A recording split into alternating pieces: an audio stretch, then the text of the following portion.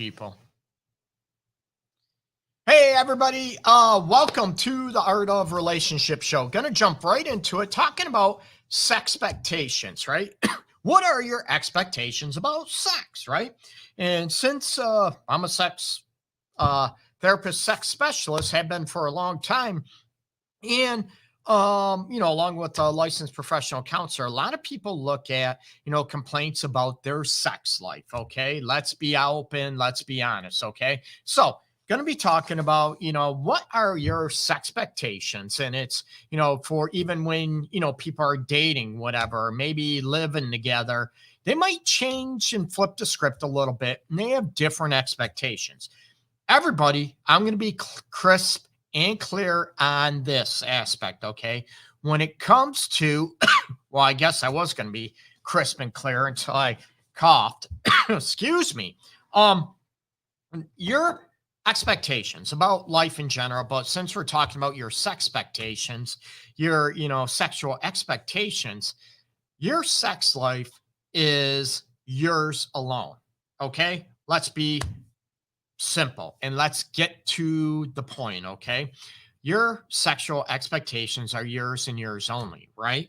And as long as it's consensual, you know what, and it doesn't hurt anybody and it doesn't hurt yourself unless you want it to be a little spanky spank, right? So you look at these aspects and you look at what is going on. Hey, Sanjay, what's up? And everybody tries to dictate. Let me try to get the mic back in line here a little bit. Okay. Everybody tries to dictate what your sexual repertoire is, what your sexual expectations should be. It's deemed by maybe your grandparents, your parents, whoever raised you, aunt, uncle. It's dictated by, let's face it, the media. It's dictated by culture, race. It's dictated by, oh my God, here we go, religious groups. Not bashing, but let's be real, right? They have you, deemed what is okay sexually, what is not okay, what your sex life should be. That's totally wrong. I'm going to be honest, and I'm going to piss a lot of people off, but that's me. I can be blunt. All about, what is, in the interest of people and with you. Yeah, I'm not here for special interest groups or political agendas. Okay. I'm here to help people. That's what I do. And your sexual expectations are up to you and your partner or partners, if you, sort of speak, if that's what you're into. So you look at, where do your sexual expectations come from? Is it religion? Is it how you were raised? If you're raised by your parents, your grandparents, a single mother, single father, all these aspects, everybody gets into, what your sexual expectations are and how many people really were talked openly about in your home, how you're raised, foster care, whatever, were talked about sex, right? It was sort of, ooh, taboo, it's a little more, I think, open and better than it was definitely when I was a kid. It was like a taboo. You don't even talk about it. You don't bring it up. You talk about, oh, sex is for love. It's for marriage, right? What? If that works for you, that's okay. But then I throw in about, what happens if you're not sexually compatible. And this will help you become more sexually compatible with yourself, but also, are you able to talk about it? And are you able to be open about it with a potential partner down the road? Okay. And as always, please, throw in your questions down below. I'm live on Instagram. I'm live on YouTube, Facebook. I don't know about LinkedIn, or I'm live on different platforms. So throw your comments, throw your questions down below, and I'll try to answer them. And maybe a first step is, where did you get your expectations about sex, right? Not only, sex could be, what it's for, what your belief about sex is sex about pleasure, or is it all about, just, let's face it, having babies, right?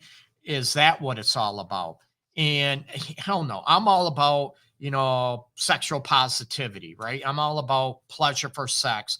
And the purpose it serves for you in a healthy manner. Again, it's got to be consensual, right? A lot of people will throw out there, well, it's in the Bible. You're my wife. You have to have sex whenever I want. I'm like, I'm looking around. Who told you that bullshit? Let's be honest, right? That is BS, right? It is looking at no one should coerce you into sex, make you feel guilty about sex. No one should manipulate you into sex. Let's get those sexual expectations out of the way, right? And, I told at the beginning, I said, sexual expectations need to be yours as long as it does not hurt somebody. It's not coercive, it's not manipulative, and it's definitely not shameful or guilt ridden. Those are all unhealthy aspects. Other than that, it needs to be, consensual and what you like. So, number one, where do you get your sexual appetite, your sexual expectations? Where does it come from, right? Is it the media? Is it watching porn? Is it, magazines, romance novels? Is it friends? Is it religious groups? Oh boy, right? So I'm looking at, where did your sexual expectations, your ideas, where were they formed of? And did you ever question them? Did you question them? Are they healthy for me? Are they for my benefit? Or is it, am I going to believe whoever told me this, be it my parents, my grandparents, again, society, culture, race, those type of things. And those are maybe their expectations, but they might not work for you. No one else should dictate those except for you and what you like and what you don't like. And again, it's got to be consensual. Okay. So you look at number one, what is the purpose of sex for you when you're talking about expectation? Is it just for fun? Is it for physical pleasure? Is it for, stress reduction? Is it to have fun, to be playful? It can be all of this. So there's not a right or wrong answer. It's about being compatible and understanding what sex means for you so you can be open and have a healthy, happy, pleasurable, fulfilling sex life, hopefully for you, and you can be with a compatible partner if you so be, or even with yourself. There's it's people out there that still believe if you're married or you're in a committed relationship that masturbation is cheating. It is not cheating, people. It's your body. You got a right to self-pleasure. Okay. Now you might look at if you're self-pleasuring more than having sex with your partner, that might be an issue to your partner. Again, it's very subjective and it's very individualized. Okay. So you look at, number one, what is the purpose of sex? Okay. Is it for pleasure only? Is it to connect emotionally with the heart? And I'm all about the mind, body, heart, and soul. I talk about of relationships in the mind, body, heart, and soul of sex, right? So you look at it, what is the purpose of sex for you? Now, is the purpose of sex for you, has it been, sort of, mandated to you? Has it been sort of pushed upon you by other people who raised you, by religious groups, by these aspects? Or, you can pick and choose and learn from these aspects, but I want you to be open and find out what your purpose of sex is. Okay. Now, what are your beliefs? What are your morals, your values, right? There's people that are swingers. They're into group sex. There's some people that are poly. There's some people that are strictly monogamous. I'm monogamous, that's me. But I don't shame anybody else, and I work with a lot of different groups practicing different sexual, repertoires, if you will. I don't judge. I don't bash. It's their life, not mine. So that's where I want you to look at what your beliefs, what your values are. Is it only to procreate, to have kids? And it's not about pleasure, but then you need to be with somebody else that is okay with that only wants sex for procreation. Okay. Again, it's not a right or wrong. It's about, finding out what your sexual values, your morals, what your sexual purpose are so you can align with somebody. It's, if somebody, that's where compatibility comes to light. And there's problems when it comes to your sexual expectations, right? One person has these expectations. We're going to have sex 5, 6, 7 times a week. and the other one wants it once a month. And those are the expectations. Well, I heard, when we get married, we have to expect, air quotes, right, that our sex life is going to go down. We have to expect it. We have to be okay with it. And I'm like, what? If that's what you want, that's okay. But you can challenge those. This is your life, not anybody else's. And for honest, and I'm not shocked that often working with couples and sexuality and trauma. Um, I had a couple, they've been together 28 years and they still have sex every day. And I'm like, whoa, I was shocked, right? Again, if that works for them, and that's terrific. I'm give them props, right? And a lot of people will look at, oh my God, how could they do that? And they have 4 kids, they had foster kids, and they still manage that time because that's important to them. And it means about stress, physical pleasure, and a way to show each other they love each other. I ask, what is sex for you? What is it about? What is the value of it? And is it a challenge or a problem in your relationship? It's not up to me or anybody else to deem that it's an issue in the relationship or within one person. It's up to you. Okay. And then we can work on it and go from there. So, again, what is the purpose of sex? What are your values, morals, and even questioning them again? Where did you get those? Where were they formed from, right? And did you ever question them, or, you weren't allowed to question? Let's be honest, right? How dare you question your mother, your grandfather, your grandmother, whoever raised you? How dare you, hey, ever say, well, they tell you this should be how it is, right?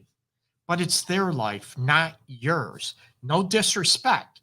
They might try to help you or think one way, but what if it doesn't work for you? And that's where I want you to give your permission. You form your own sexual expectations, okay? Nobody else. And you can learn from other people. That's different. But the final decision is up to you. Now, what about, you're talking about expectations about oral sex, right? Are you for it? Do you like it? Enjoy it? No, whatever. Or somebody tells you, oh, no, you shouldn't do that. Well, that might be up to them, but can you question, why shouldn't I do it? Right? Or somebody tries to persuade you to like something or not like something within your sex life. And I'm like, hey, if you want to try it, great. If you don't want to try it, great. But my question, if you don't want to try a certain thing, is it because you've tried it before and it doesn't work for you? Or it's just something in your mind, or someone said don't do it. So I'm looking at, that's where I want people to go deeper. And a lot of people they don't like to be questioned. They don't even like to talk about sex and about, to have a more enjoyable, fulfilling, satisfying sex life. You have to be able to talk about it, right? If somebody is about, they're all about pleasing their partner, and their partner keeps saying, hey, what do you like? What do you want? What do you enjoy? Whatever. I don't know. I don't know. It's going to become very frustrating for that person. And maybe not only that, it's going to destroy the sex life in the relationship or in the marriage, right? Or if that person doesn't care about the pleasure you're receiving or being fulfilled, in your sex life, it's going to be very, very difficult. Okay. Hey, Sabrina, I appreciate you tuning in. Um, Hey, Jones, I appreciate you. Thanks for tuning in on this Instagram too. So you have to you be able to deem what is appropriate, what is enjoyable to you. And I'm like, you know what? If you don't want to try something, that's great. But I don't want to go, hey, why? Is it because of beliefs? You shouldn't do that. Or you think something is gross or disgusting, or someone told you not to do it. I'm all about challenging people and challenging your ideas and beliefs, not a right or wrong, to get more information, to be able to enjoy one another, and to be able to go after, kick up your sexual repertoire and enjoyment and pleasure, right? Like I said about sexual um, confidence, being that you're assured that you enjoy one another And again, it is not a right or wrong. It is looking at how do you design it for you. If you're in the Japanese rope bondage and someone says, "Oh, that's gross, that's disgusting," or into anal sex, butt sex, right? Or oral sex, giving, receiving. Oh my God, why would you do that? Because I enjoy it, right? That type of thing. Or you know what? Ew, I don't want to try that because that's disgusting. Well, why? Why do you think that? Can we have a conversation about it? Oh, you're just trying to convince me. It's not about convincing. It's about understanding and learning. And can you have that open mind with your sexual expectations? Okay. Again, what is it for? And let's, go even deeper. What does pleasure meaning? What does it mean? What does pleasure mean for you? And some people are about giving pleasure. I love pleasing. Okay. I'm throwing it out there. But I want to know how to please my person, right? I want to know how, what's enjoyable, what works, what doesn't work. And it's not about being mechanical, whatever. It's about being in the moment. And maybe pleasure, the meaning of pleasure is the physical touch, it's the physical pleasure. It's maybe the emotional. Are you able to have eye to eye contact when you're making sweet love, that type of thing? And a lot of people may be missing that. And one question I ask couples, you know, when you're having sex, do you feel emotionally connected? Not that you have to all the time, no, but excuse me, but do you feel mostly connected as much as you'd like to? Okay. Again, it's not perfect, but I'm looking at what's getting in the way. Oh, Greg, my partner, him or her, doesn't want to make eye contact with me. And this is not a gender issue. It's an individual thing because some people might be shy. They don't want to be fully seen in their soul, right? The windows to your soul are your eyes. They don't want to be fully seen, or maybe they're in the moment in their head fantasizing or whatever, and they can't be in the moment with that partner at that point. These are things I want you to be able to talk about. And what is the pleasure of sex, right?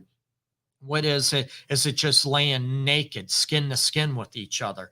Is it the sweet nothings? Is it the verbal aspects? And I talked about a couple of weeks ago, I believe, about trying to be more open verbally and what verbally pleases you during sex. And that's part of it as well. So looking at, what is pleasurable for you and your expectations of pleasure. Do you feel like there is ever a limit, right, on how much pleasure? There's some women, a lot of women that are multiple orgasmic. Damn it, I'm jealous, right? No, I'm being honest.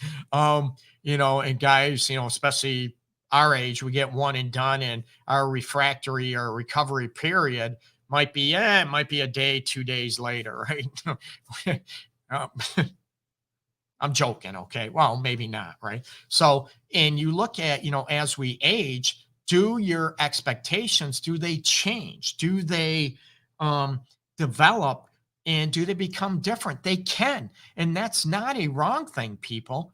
It's looking at, again, what your expectations are about sex when you're 20 might be different when you're 30, right? It might be you don't have the energy, or what do you do to have more pleasurable sex, and what are you doing about it? And a lot of people, oh, I like having sex, Greg. I don't, even when I don't have the energy, and oh my God, my partner gets me going, man or woman. And man, I love it. I love feeling pleased and I like sex. It's just I don't have the energy to get going. Well, would you want the energy to initiate, right? And that's part of it too. As we age in our sexual expectations, we have to be realistic too. Are there medical conditions, right? Heart disease, high blood pressure, diabetes, we're on medication. So our moods might change, our desire pattern might change. And these are things that are important to you to be open and talk about. And a lot of people are so embarrassed about talking, and maybe a great expectation for a lot of people about sex is feeling safe to talk about sex and what's going on and get rid of the shame, the guilt, the embarrassment.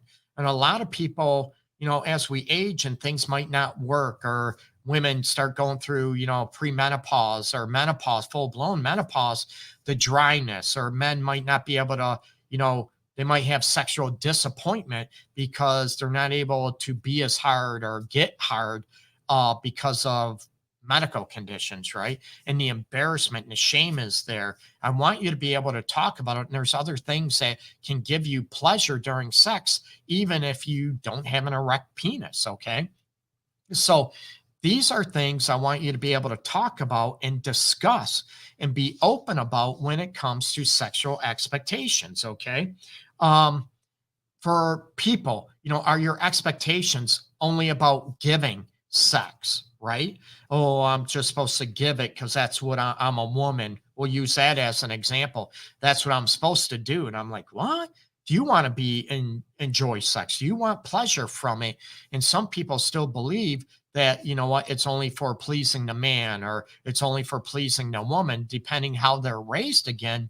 And you know, that's sad. I had to think of appropriate word. I'm all about sexual fulfillment for everybody, right? And to be able to look at that, and there's a lot of people that have been, that their their expectations of sexual pleasure are um jaded, if you will, because they've been raped. There's been sexual abuse. So sex for their meaning or their perception of sex is always about somebody taking from them. And like I said, it's about, you know, permission. It's about being consensual. And somebody, the rape and sexual abuse and trauma, it's not about the sex. Sex was used, but it's about the a-holes that did that to people, to kids or rapists. It's the a-holes that did that. It's not, they just use sex, unfortunately, as that form of power. And you get to own that and you get to be able to enjoy sex again if you want to. And looking at these expectations, how can you enjoy sex? What would it mean for you? Even asking yourself questions and being able to talk about these with your partner. Okay. And I'm going to run down, if you haven't heard of, I'm going to borrow some of Emily Nagoski, who is a sex researcher. She wrote a book. I need to get dibs on commission on her book, Come As You Are. And she's got a new book coming out.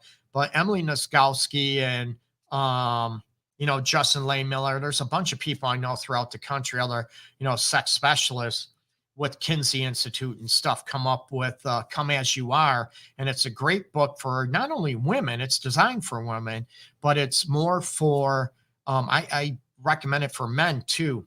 And she developed a sexual temperament questionnaire. So I want to give her credit. And it's stuff like, it's developed from even Gina Ogden and some other people that she, sort of borrowed from Gina Ogden years ago and other people about what turns you on sexually, what turns you off. And this goes back down to maybe the beginning of today's episode when I talked about, what should sex be about, right? What is pleasurable, how sex should be. Is it deemed by you or is it deemed by everybody else? Okay. Sex Carol, I'm not sure what that means. So I appreciate you joining in. So it's looking at, what turns you on, what turns you off. And one thing, it looks at, unless things are just right, it is difficult for me to become turned on. And then it's a rating scale, 0, it doesn't happen, or 4, it happens often all the time, right? Or it's a lot like me, that a lot of people get in their head that, worrying about the kids, the work, about this has to be done, the dishes has to be done. I can't be in the mood for sex because all this goes on. So I can't just shut that off and enjoy sex. That type of question. Okay. Some people, sometimes I feel so shy or self-conscious during sex that I cannot become fully turned on.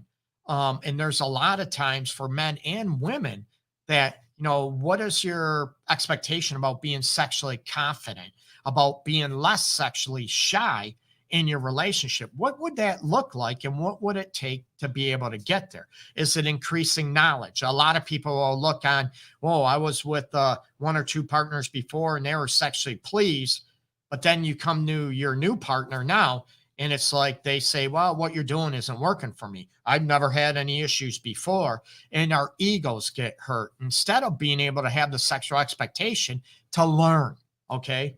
Yeah. Okay. That didn't work for you. Tell me, teach me. I wanna please you. So teach me. So part of sexual expectation is being able to be taught, to be able to learn, to be able to enjoy what you want regarding pleasure and sexual fulfillment, but it's also being open to what your partner wants and what they need and what they desire and crave sexually, right? Can you be open and work on your confidence to be able to ask these questions and talk about, or, if there's a sexual disappointment, early ejaculation, or delayed, erection, that type of stuff.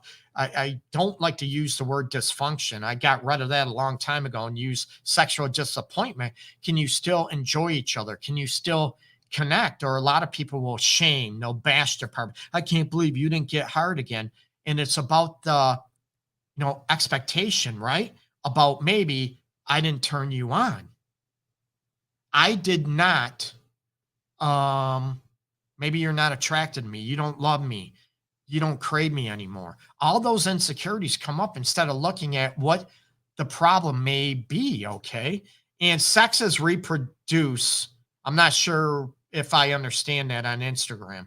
So again, I want you to look at sexual expectations, right? What the meaning is, what the value, what your morals about sex is.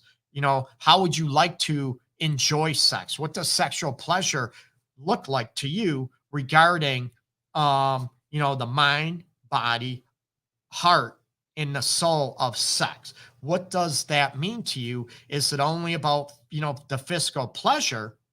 And, some people are into group sex, are into swinging, are into swapping, are into poly situations. Again, not bashing, that's your choice. Okay. There should not be any shaming when it comes to sex, and what, brings you pleasure sexually. Okay. As long as it's consensual, it's not coercive, it's not manipulative, and it's not rape, sex slavery, it's none of that. Okay. So you get to determine that. So, and it's also about, looking at with Emily Nagoski's sexual temperament questionnaire, and you can look it up online as well, about what turns you on. Is it the smell of your partner? Is it about the way your partner moves or acts with other people, man? Or they have a talent, maybe they could be a sport, or they have talent speaking, singing, that really turns you on. Playing pool, whatever it is, swimming, whatever it is, maybe household chores, that they can repair stuff, build stuff, right? Fix stuff. And that may turn you on.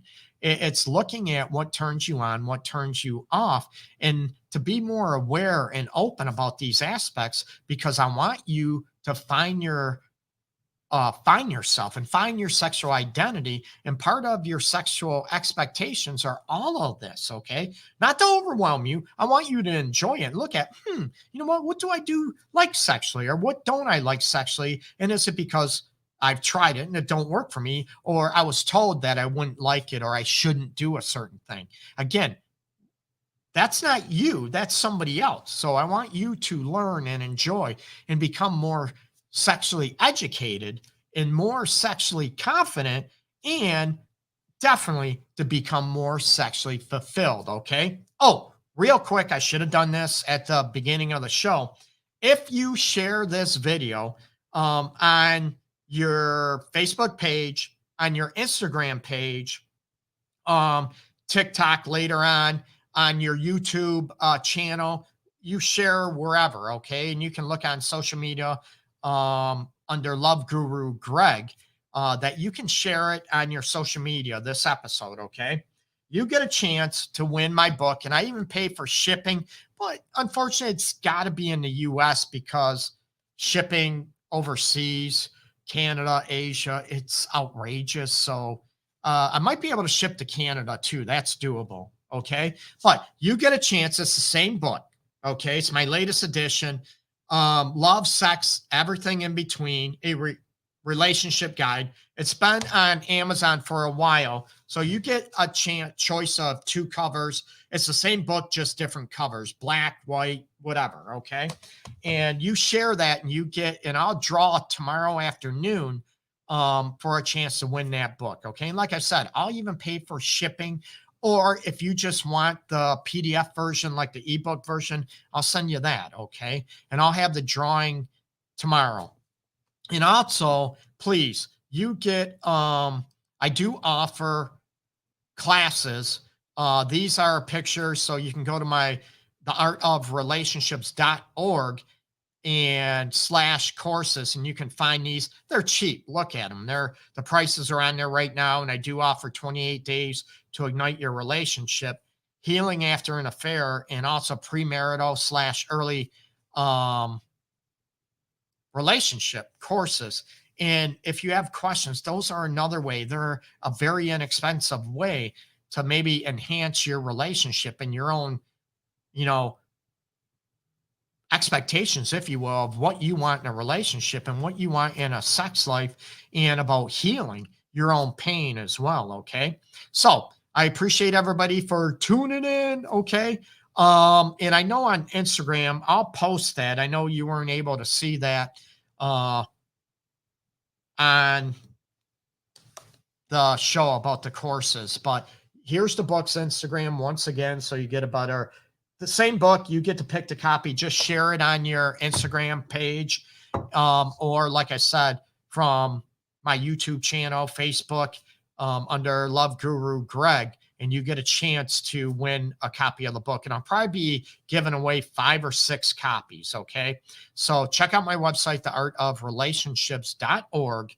And, again, all over social media, Love Guru Greg, and I appreciate it. I'm very, very flattered to have you here, and I appreciate all the support. Thank you very much. And my passion is trying to help people have dynamic relationships that they've always craved, wanted. Again, realistically, nothing's perfect, but to enhance, their sense of self, to enhance their sex life, and absolutely help heal broken hearts and get more connected in their relationships. Okay. So thank you, everybody. Take care. Everybody enjoy the Wednesday, and I'll talk to you soon.